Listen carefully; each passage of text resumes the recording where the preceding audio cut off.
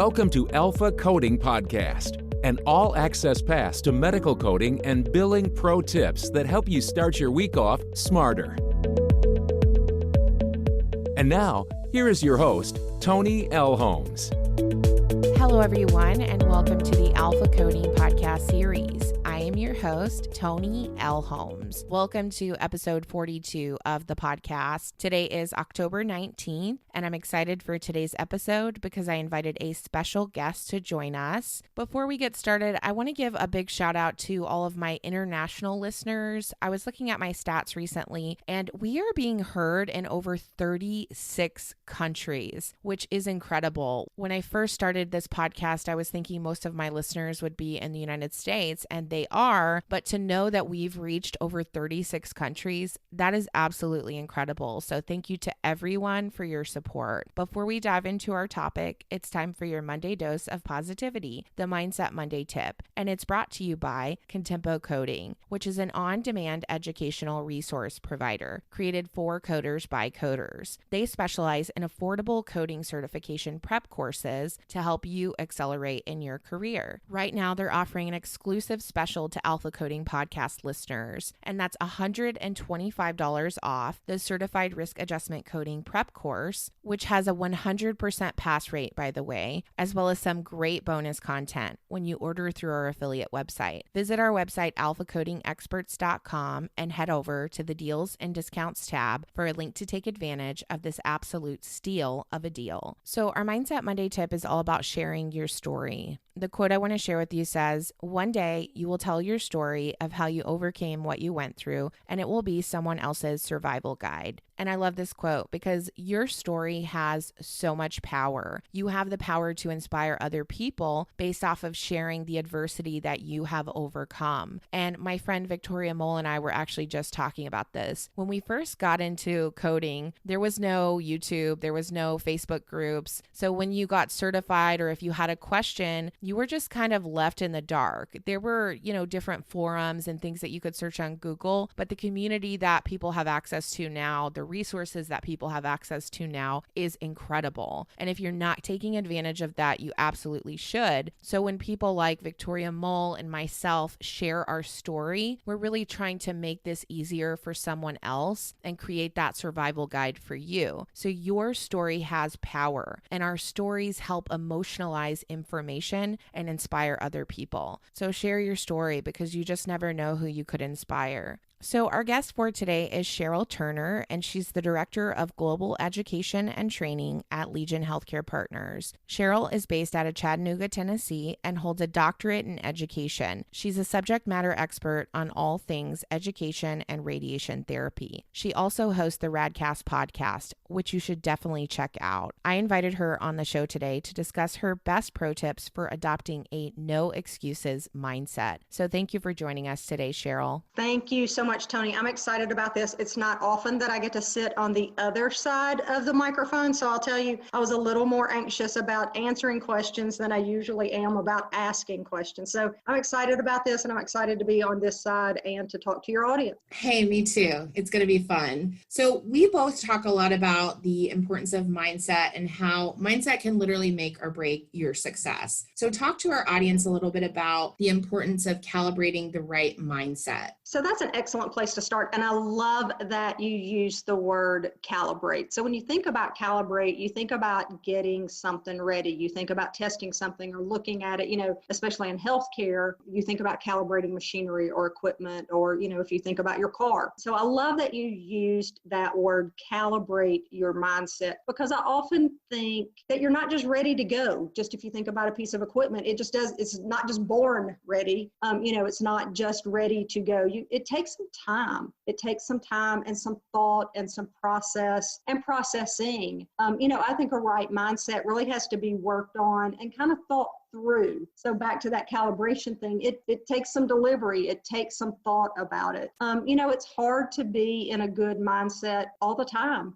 We all have ups and downs. We all have seasons. You and I were talking about fall before we got started, how beautiful it is right now. And, we all have different seasons of beauty and some seasons of, where it's a little dreary. And I think that's a great time to think about calibration again, wherein you can start over. You can recalibrate that mindset and, get yourself back to that point to where you're, ready to give it your all. Definitely. And I think your metaphor for the seasons changing is really perfect, because it's all about, the seasons and the journey. And it is such a thing that requires a lot of intention and a daily effort. Agreed. So what happens when you don't have the right mindset and your mindset's not really calibrated for that growth and success? Well, so kind of like I mentioned before, when we were talking about calibration, maybe you're just not born ready. So I think if you don't have a mindset that you've actually worked on, that you've actually calibrated, that you've actually thought through, that you've actually put some mind into your mindset, if that makes any sense, that you've actually dedicated some of your own time to that mindset, then you're kind of going without a plan. Oftentimes you're running on emotion, and we know how that can be. You can either be high or low or mad or happy,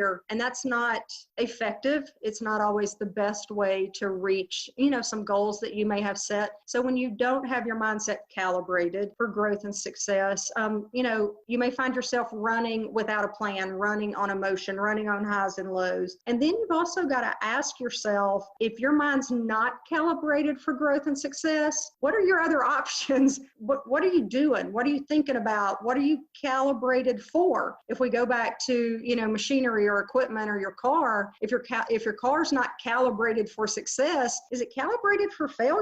So is the lack of calibration for success, does that equal failure? So what are you filling those thoughts with? We talked about minding your mindset. What are you filling your mind with if you're not preparing for growth and success? That's really great insight. It's all about the input equals the output. So if you're putting garbage in, you're going to get garbage coming out. So it amazes me how the vast majority of people are not really aware of the negative messages that their subconscious mind is constantly playing throughout the day. So talk to our listeners about the power of subconscious programming, both the pros and the cons. So I mentioned it, you kind of mentioned that we, kind of toss that back and forth a little bit. If we look back at that previous answer, what are you filling your mind with? You mentioned garbage in and garbage out. And even though it's not all garbage, maybe there is some negative self-talk or some neutral self-talk. Maybe there's some negative ideas floating around in there in your mind if you're not minding your mindset the way that it should be. I think one thing that I've always tried to stress, most importantly to myself, then to my children, because when you have children, you really are trying to pass along the best of yourself for, a future generation so that your children are successful. I think the same thing holds true for your coworkers and your friends. You really want to pass along the best of yourself. And so one thing that I would say to my children is don't treat yourself in a way that you wouldn't treat others. So if you wouldn't say something to somebody else, why on earth are you saying it to yourself? If you wouldn't say something to your best friend, or I wouldn't say something to my children that is negative or hurtful or harmful, or like we said, even kind of neutral, that just doesn't put you in a place of success or a place of growth, if you wouldn't make those comments to those people around you, why would you make those comments to yourself? So that kind of goes back to that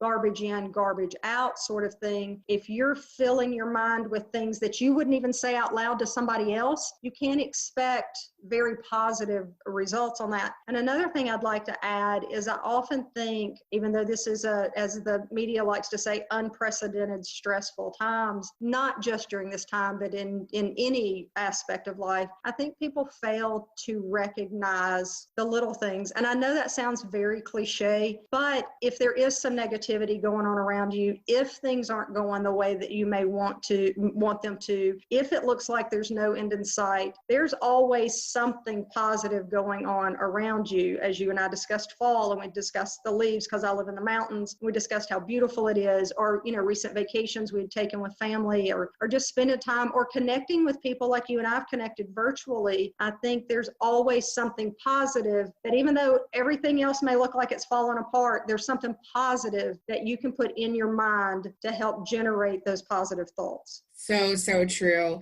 And I really relate to what you said about, I'm a mom as well. And when I had my kids, it was almost like this awakening and this whole new sense of wanting to understand the self-awareness, because not just for myself, but for my kids, because like you said, we want to make sure we're passing down the right types of values, and that their subconscious programming is not going to come back, 20 years later and constantly play these negative messages and just limiting beliefs that are planted into your head based off of sometimes your upbringing. Right. So everybody has an excuse these days. I don't have time, too busy, I'm not smart enough, I don't have enough money, I have kids, you name it, we've heard it all. Why do you think people inhibit their own growth by using excuses? Well, to be very blunt, I think most people use excuses because they're either lazy or they're scared. And I think some people are lazy.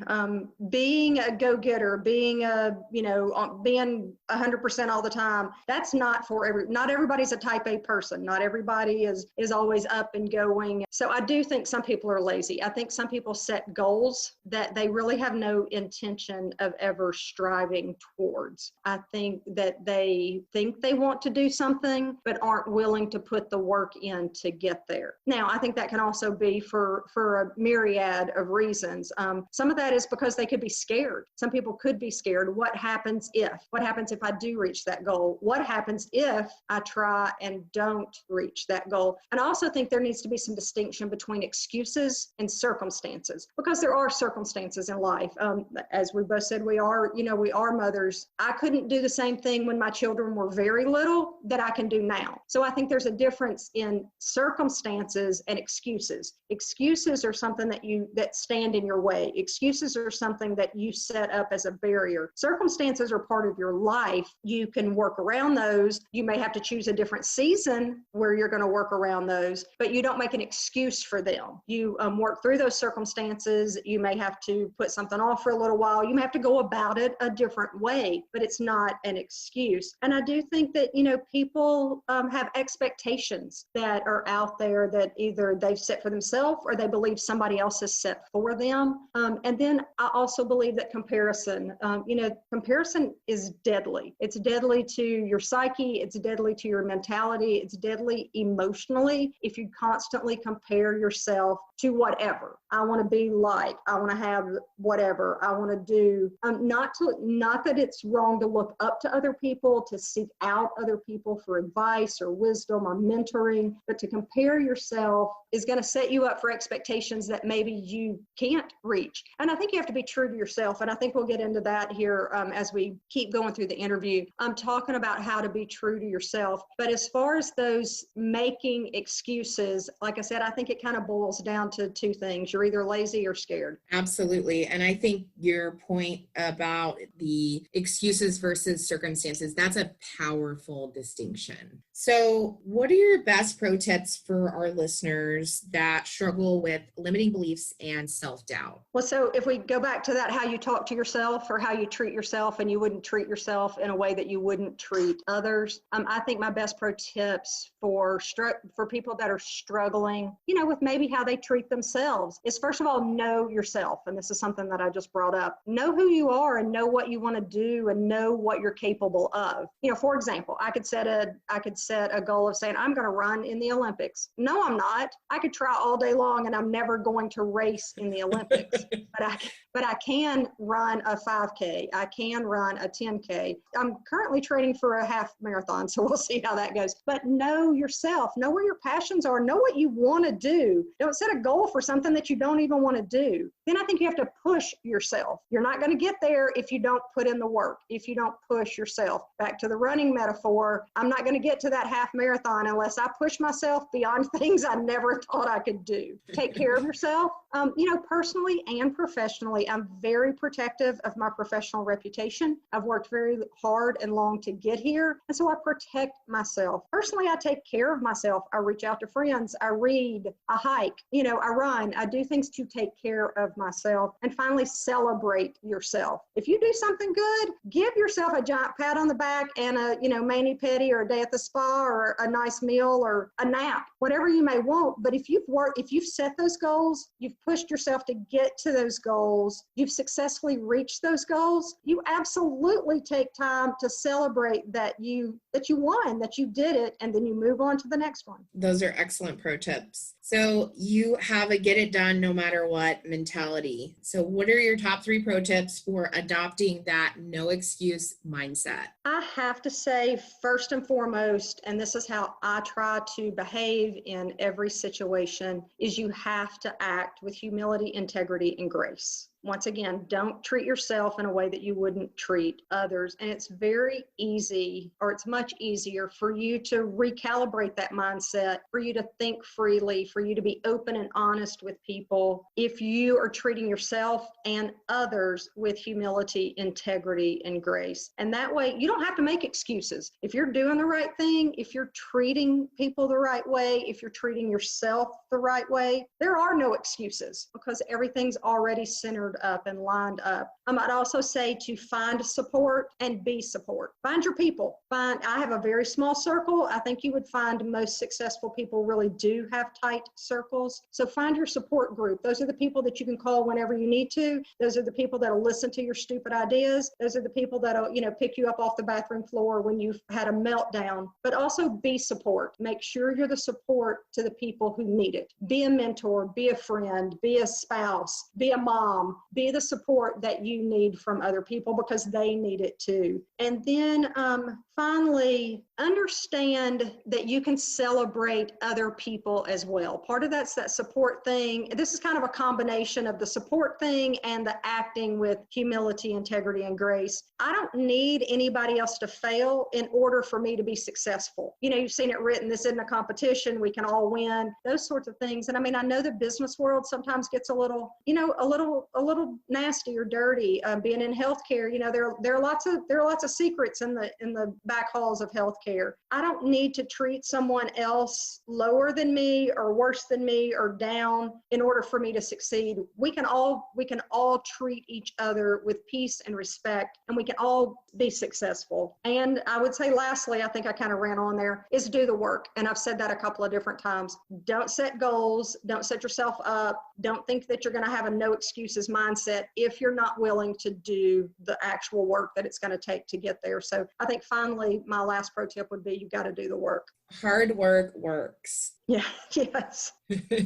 So what's next for you, Cheryl? Right now I'm quite busy. We're ramping up an international training program in a field that up until this point had not had standardized education. It's a relatively new field, and so it'd been a whole lot of on-the-job training and just trying to get people up to speed. So we've actually developed the first international standardized training program, and that's been a long time coming and a lot of work, and so we're successfully getting that off the ground. I've written quite a bit and had some things published while we've been on the lockdown, but I miss people. I'm used to being in front of people. I'm used to talking to people. I'm used to doing presentations, and I had 9 trips canceled during all of this. And so I think more than anything, what's next for me is I want to be back out in front of people, having these same kind of conversations and, really engaging in some dialogue that sometimes is difficult, but is always, always very rewarding. So I guess if I could choose what's next for me, it's that I get to get back out on the road and see people. That's awesome and very exciting stuff. I can relate to that. I miss the live interaction, the conferences, the people, the energy. I couldn't agree more with the energy and just the connectivity and I'm sitting here with, as we're doing this virtually, and I usually wander and I use my hands and I talk a lot, and I miss doing that in front of people. So I do hope that we go back towards that in the coming year. For sure. So thank you for taking the time to join us today, Cheryl. Your insights have been fantastic. Well, thank you. I have enjoyed it, and I always enjoy talking to you anyway. So, this was just kind of extra bonus. So thank you for joining us today, Cheryl. Be sure to connect with Cheryl on LinkedIn. It's time for this week's coding pro tip, and it's brought to you by Discount Medical Supply Store. Are you in need of PPE? If so, you're in luck. Discount Medical Supply Store has the lowest prices on all your PPE needs,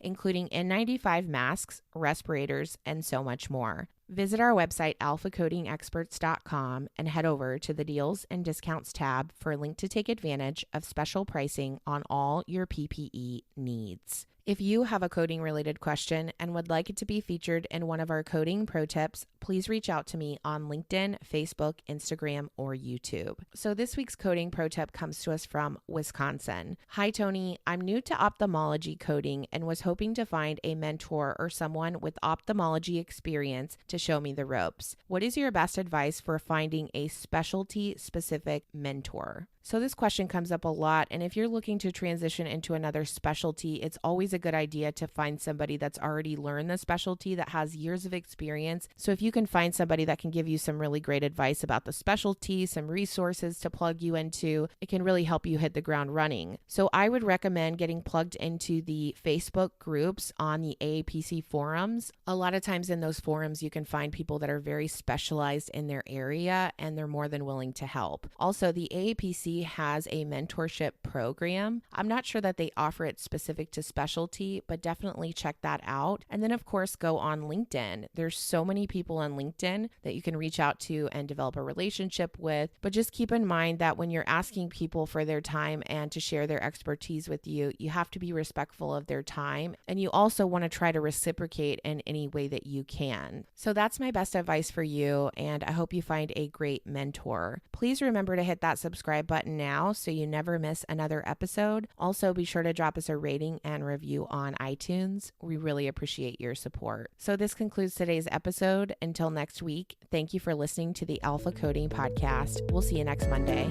For more information about medical coding and billing pro tips, including how to hire Alpha coding experts, follow us on LinkedIn, Instagram, Facebook, YouTube, or visit our website at www.alphacodingexperts.com.